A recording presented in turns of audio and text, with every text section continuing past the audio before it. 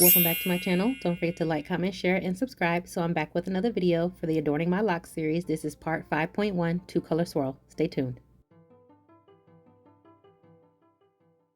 So first I'm just going to start by removing the old yarn. So in the previous video I showed you how to use a latch hook to remove the knots at the bottom of your yarn and unravel your yarn. So you're just going to go ahead and unravel that until you're liking, and then we're going to go ahead and set that aside and move on with our new colors.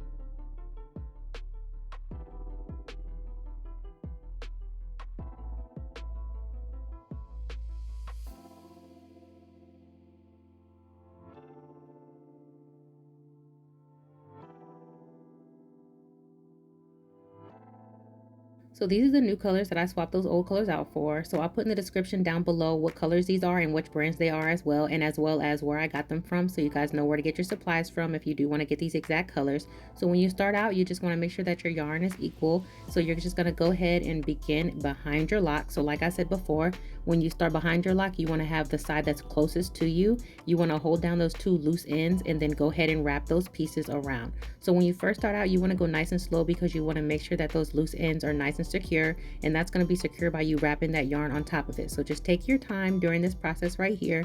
And also you want to make sure that your yarn is nice and layered so that you have the same color on the top and the same color as the bottom. So this is going to create that swirl kind of look.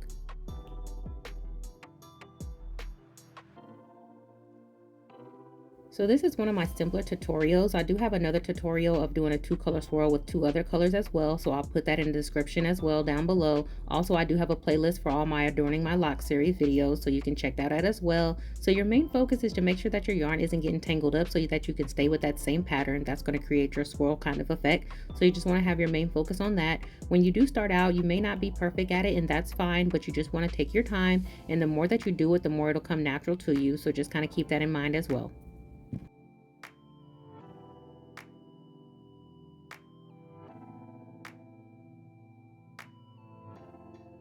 So I'm going to let you guys go ahead and watch the process, and then when I get down to the end and it's time to tie it off, then I'll come back in.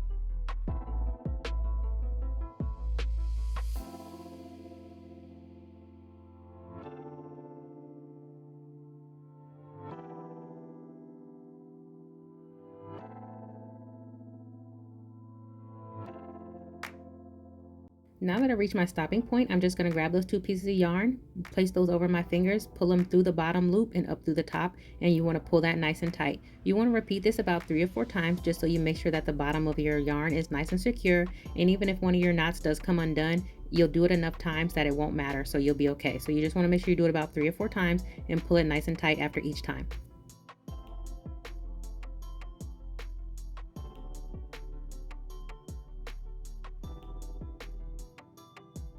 After I've made sure my knots are nice and secure, I'm just going to grab some scissors and cut off the excess yarn and set it aside. And if you've done it correctly, then it should look like this.